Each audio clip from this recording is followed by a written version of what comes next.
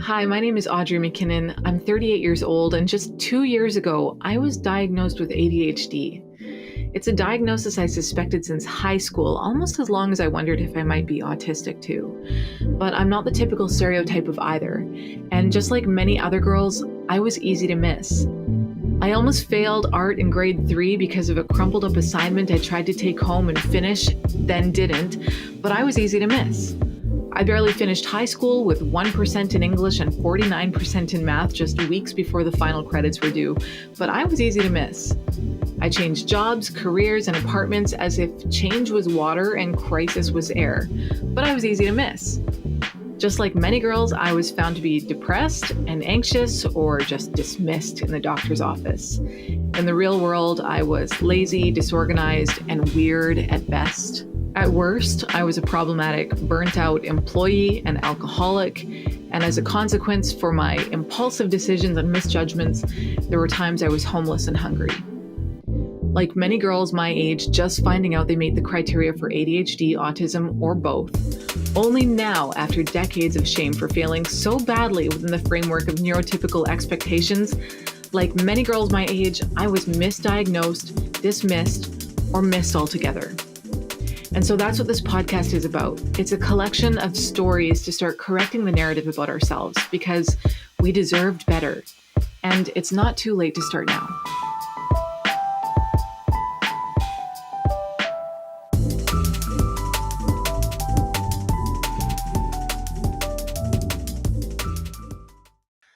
I was talking to some friends about this the other day, and I still have the other symptoms. Like if I have too many things to do, I am sitting on the couch. Like I still have ADD as far as I can tell. But I do find that when there are things that I have to do, I'll do them. My experience has been similar, that the medication makes things a lot easier, but it is also an important distinction for people to know that the medication doesn't get rid of the ADHD. You're still very much, and I have found that I will say things like, if I'm under a lot of stress for some reason, or haven't been getting enough sleep, or I'm sick or something like that, I'll say things like, my medication can't keep up with this, like where I'm at, like it can't make a dent in it because it's just, there's too much, the cup is too full or whatever.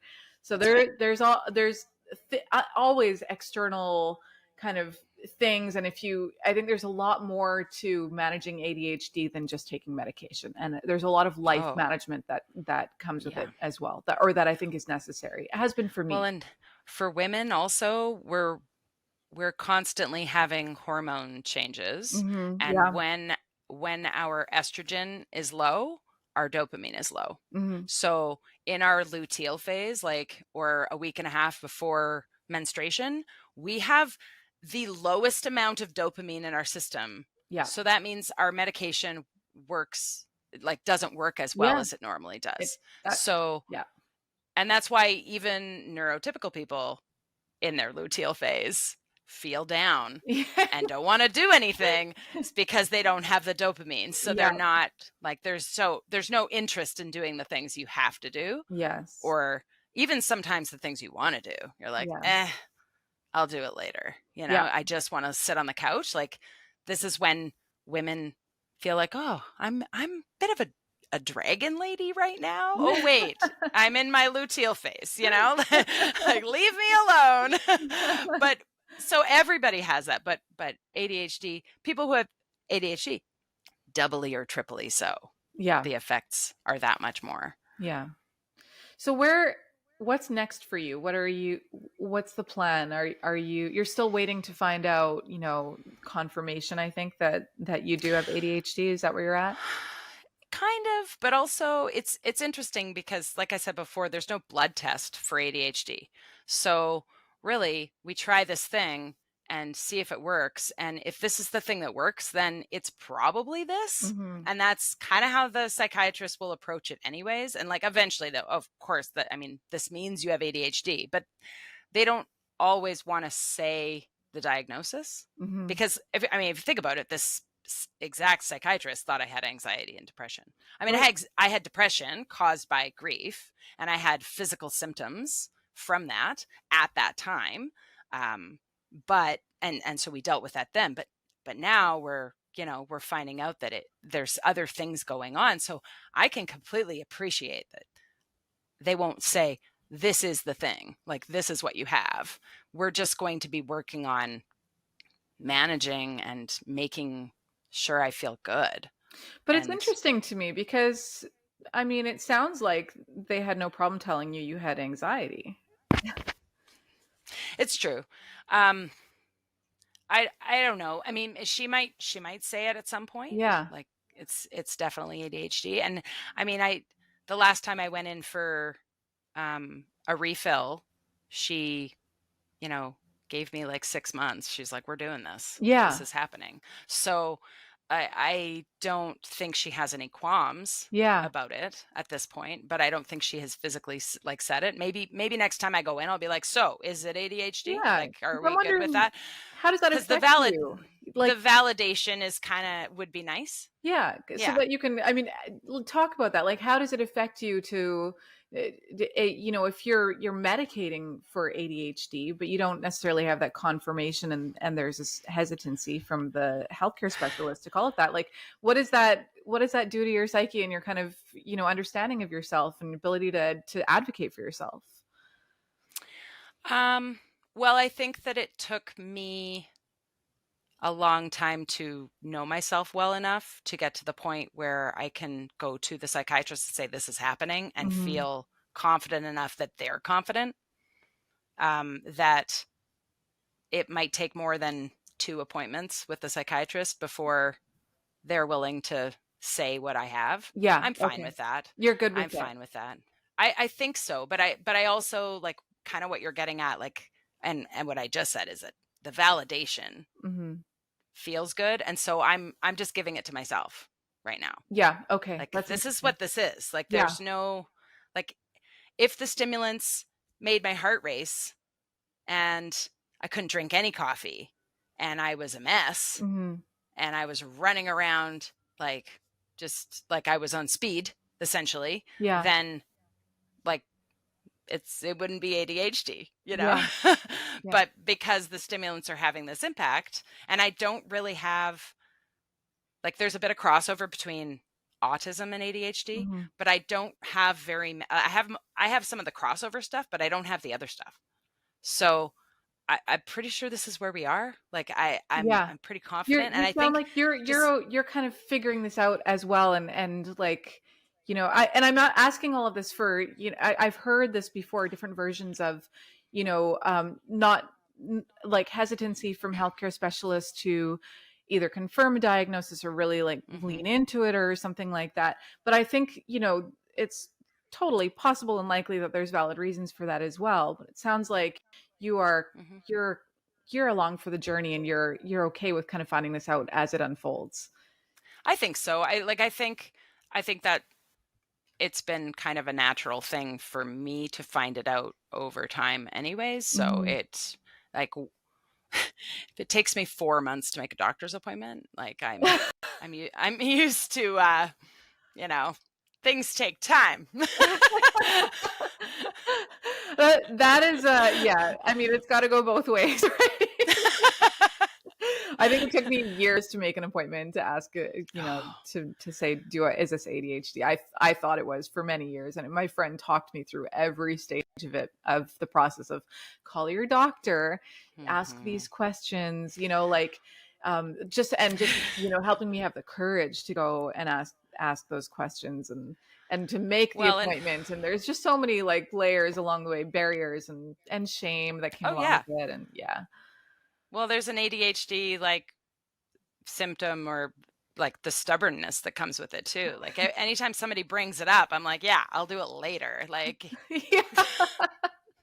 One of the other things that I find really interesting about talking to you is you have had this connection throughout your adult life of observing kids and youth through your profession because you're an educator. So you already talked about, like, the or you talked about the 80s and 90s, and then you talked about the 2000s when you were working with young children and your observations then. And I'm wondering now, you're working in a high school, and you can compare what it was like to be in high school yourself, as a young girl. What do you see now with high school age girls, and I guess their ability to advocate for themselves? Yeah. Well, we are seeing more female students or girl students who have ADHD, and they're diagnosed, or they're in the process of being diagnosed. And I do love that people are more open about it. Students will tell me, the parents will tell me, it's not hushed. They want me to know.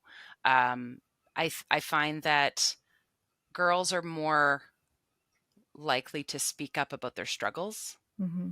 And I'm also more aware, like way more aware of the good kid who might also have ADHD. Right. Because that was me. Yeah. I'm a recovering good kid, as they call it. Yeah. You mentioned gaslighting a little while ago, but like, not even just gaslighting myself, but I was gaslit about being too sensitive. Yeah. And I was made fun of because I laugh at my own jokes. Like I was this little weirdo that was good at sports, so I was hanging out with those kids, but I was only truly loved by the people who like are a little different, Yeah. And so I'm a little bit more aware of kids who don't really fit the mold, Mm. or they appear to, like, too much. The procrastinators, those are my people. Oh. And I let them know, like, I get it. I get that you've procrastinated and you've waited till the very last minute. If you want to succeed at this task, you will have to stay up late tonight. Like, that's just the way it goes. Like, there are deadlines in real life, unfortunately, but also the deadline is sometimes the only motivator. Yeah. And so I let the kids know about that, and that I understand. And I did it, and here I am. I have 2 degrees. I'm speaking in front of you. I have held down a job for 14 years after university. And, I try to let them know that, but I do find that more girls are aware and willing to talk about it. Actually, last fall, when all this, I was meeting with you, or it was maybe before, it was maybe when the car insurance thing was, it was in September last year. I had a student who said to me, she said, Miss Sapergia, do you have neurodivergence? And I went, I might.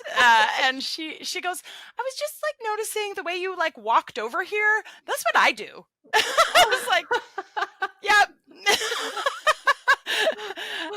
And so that was really like, it was really lovely. It was really cute in front of the class and everything. And I'm self-assured enough that it wasn't embarrassing, but it was like, yeah, I think I might.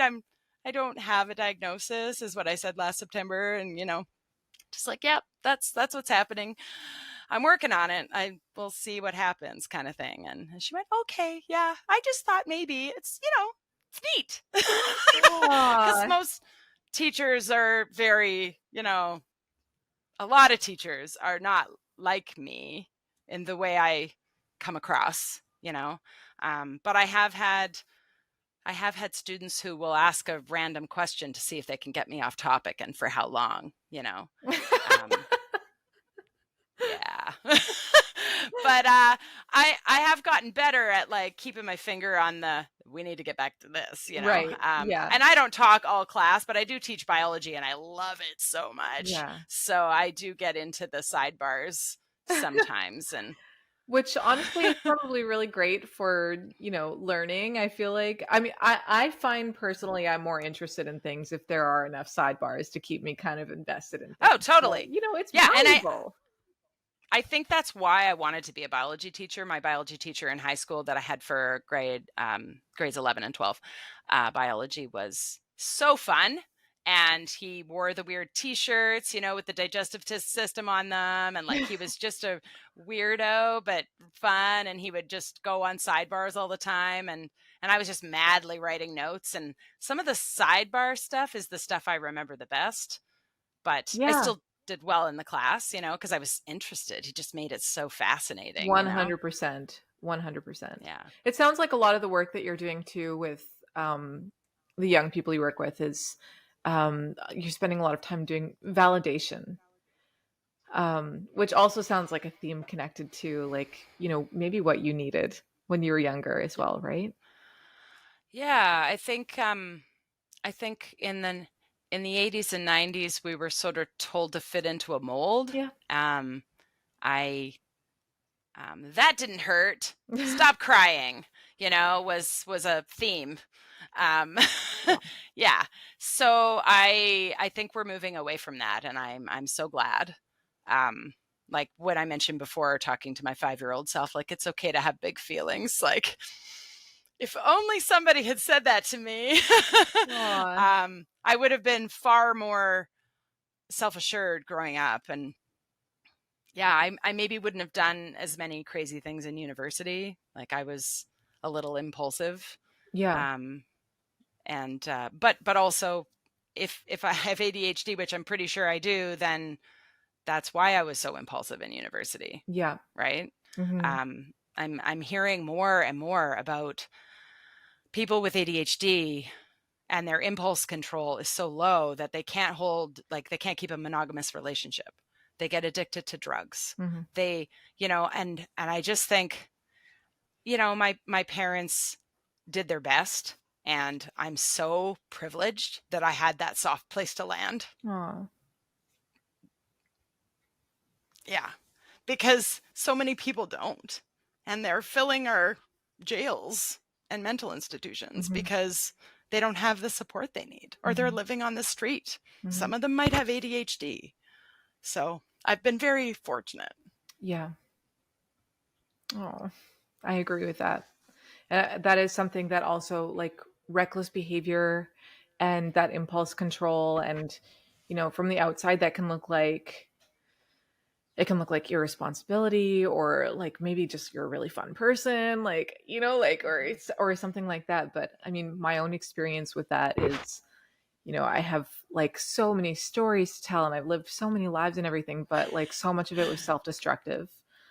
And I also feel really grateful for, personally having a really supportive family in the ways that they could. And having that kind of like center to come back to always, I think, was really big for me. And I think about that often as well, that, really the privilege of having that, despite everything that I struggled with. And yeah, a lot of people don't. Yeah, I think that if we have that support network that was there, regardless of how weird we were and, doing whatever we were doing, it made it so that we could be where we are today. Yeah. I just wanted to come back to, we were talking about high school students with ADHD, and I was thinking like, what have I done? So like, I have had a student in a few years ago. They're long graduated now, but they had ADHD, or have ADHD, and so they asked if, like, because they have a really hard time keeping up with the notes when I do some direct instruction. Biology 12, like, it's a little heavier. Like, you gotta, yeah. But learning to take notes is like part of it, right? So anyway, they wondered if they could get the notes ahead of time. And I said, okay, we're going to try this, but you have to highlight everything. I was like, you need a task, because otherwise you're nowhere near the topic. Like, you're not going to be but they were actually really good at being part of the conversation and part of the discussion in class. So like those kinds of things, it worked out, right? Like I think we got to the point with some of that they were able to like check off once we've covered something with the highlighter or something. So they at least were like doing something on the notes, but they were so present with the conversation, Yes. that they were in the lesson. They Yeah. were so excited about it. It was good.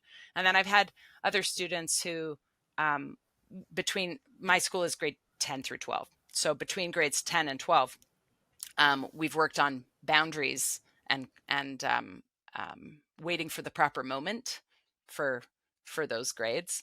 And we had a student who, with ADHD, who, he would have a really hard time with, well, he didn't realize he was having a hard time, but he would always compliment his teacher. Like, he would come in and he would say, "Oh, you're looking very nice today." And I'd be like, "Stop talking about my body. Like, that's weird." So, but I was one of the only teachers who would let him know that. I'm like, "You can't talk about my clothes and you can't talk about my body. Like, that's off limits. You need to say something like, 'It's really nice to see you.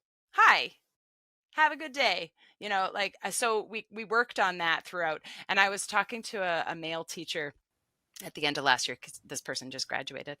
And he said, "Yeah, he says that to me all the time. It's really weird, isn't it?" Like, he's just like, "Oh, hey, you're looking very nice today." Like, you're looking so handsome. So at least he wasn't only doing it to a female teacher, but it was still like, there are boundaries. We need to make sure that you're aware that, and also didn't want him to come across as creepy, because he was sincere. Sure. He was just being lovely, but also it came across as not okay, Yeah. So we learn about those things. And we also got to the point with this particular student, that, and this has been with other students too, with these issues. If they have something they want to say, and it's like this burning question, this person would usually wait, but he would usually, like, he'd raise his hand, which he didn't do in the younger grades, but he would raise his hand and I'd say yes. And he'd say, "Can I ask an off-topic question?" And I would say yes or no, depending on what was going on. So instead of him just blurting it out, and getting me off track, because I have a hard time too, we worked out a way for him to do what he needed to do. Even him just asking if he can ask an off-topic question helped him to say a thing, so that he could then, like, refocus, right? Yeah. So like, we work on skills and, like, social norms and things like that. Because, like, those impulses, they're in them, they're part of them, Yeah. And I also want to point out, like, all of these things you're describing, they are accommodations. And Yep. because I think a lot of people think about accommodations as, like, maybe just being permissive or something like that, or like allowing, saying like, "Oh, well, you don't have to worry about the responsibility," or something like that. But I feel like actually what you're describing is just really feeding them the skills um, to handle the responsibility better. You're almost giving them this, just, you're really handing them tools and making the room for that, and meeting them where they're at. Yeah, I mean, it's important for them to feel like they belong in the room, and that their additions to conversation and their way of being in the room is fine. Yeah. I mean, it's the same thing that, I mean, I'll say to students, and I don't usually say this on the first day. It kind of shocks everybody, but I say, because they think that it means that this is going to happen a lot in class, but I do let them know, like, crying is allowed, and I will never hand you a tissue, because tissues cancel tears.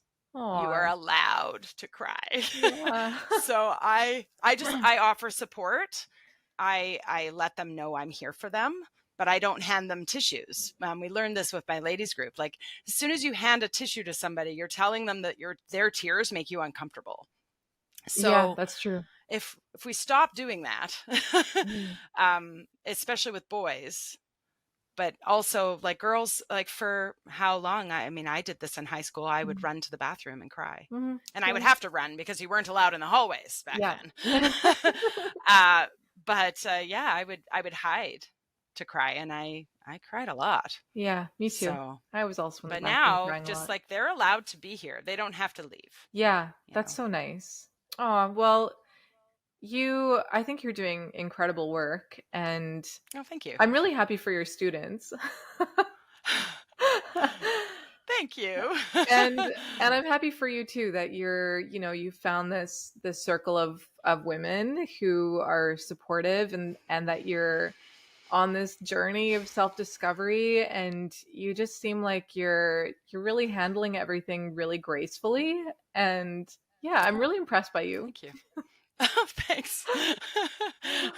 There are lots of tears. I mean, like I mentioned the grief before. The grief is that I deal with is from past experiences and losses, but Yeah. I do feel that, this heightened like awareness of the expectations put on people who have ADHD, and how we still, like, even like the way I am in my household, recognizing my skill set, Mm-hmm. and also not diminishing me for not performing well in some areas, like cleaning my desk, for example.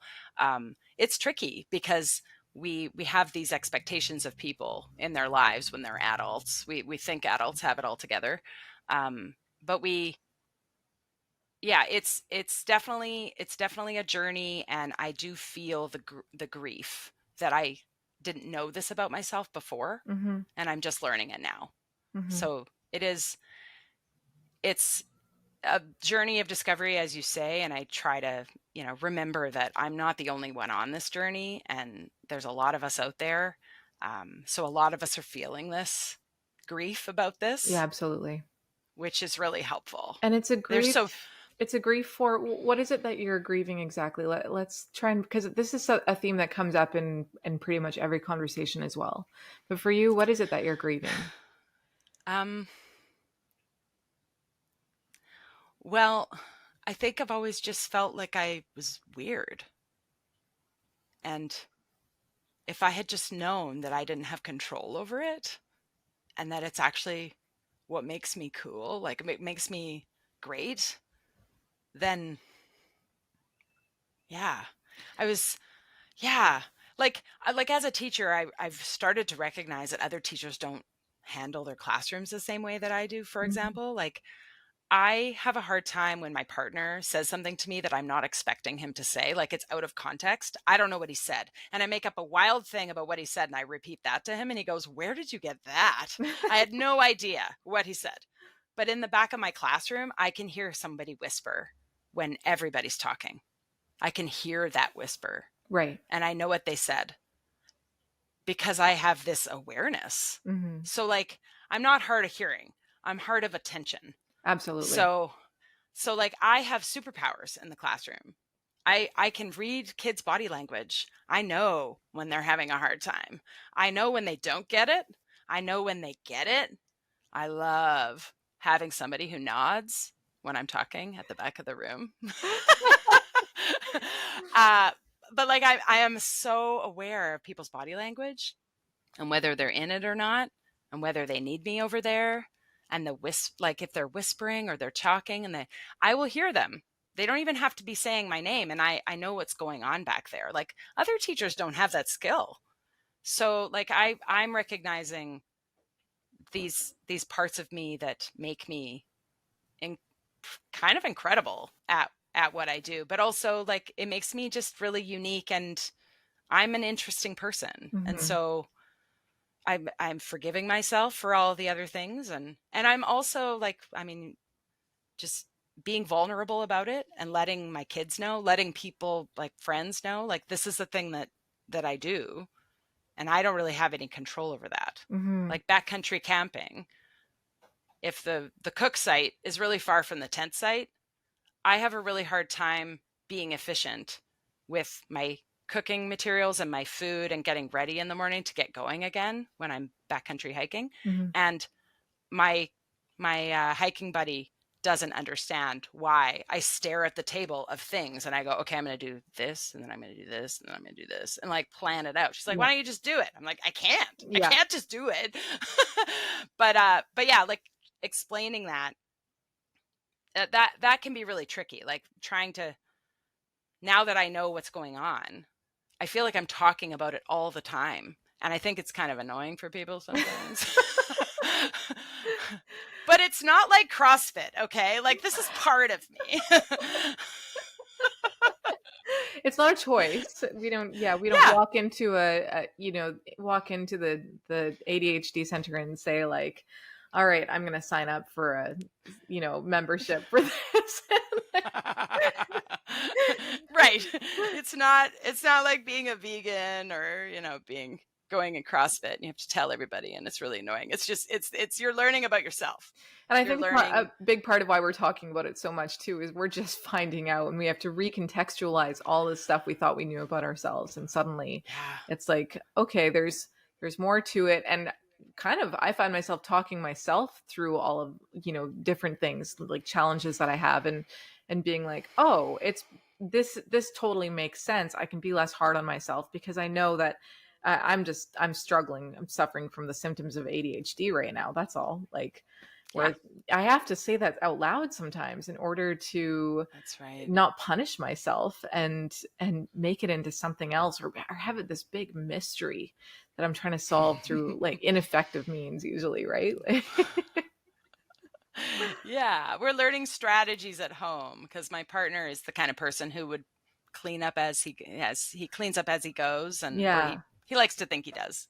I don't know if he always does. Nobody does that all the time. Nobody is like so efficient at that. But so we have strategies at home, like in 20 minutes, let's try this thing. Like, let's do this. Let's get up and do something. So like in 40 minutes, no, I need an hour. And then we'll try a thing. So we set timers. So it feels like a deadline, right? Mm-hmm, totally. And then, but even just looking into this stuff a little bit, like I am following so many people who are talking about this now, and I'm learning so much. And like you say, like validating it and saying out loud, like, this is a thing. It's important. Maybe it's annoying, but once they understand that I don't have to say it anymore, we just know. Yeah. At some point we'll stop talking about it, right? Or will we? I don't know. I don't know. I don't know. Society's kind of built for the neurotypical brain. So we might have to still talk about it. We'll probably still have to keep talking about it. Probably. Well, I really appreciate you joining me. And the update on your story is really fascinating. And so it's really great to catch up and find out where you're at with everything. And I wish you the best of luck as well. Thank you so much, Audrey. It's been great.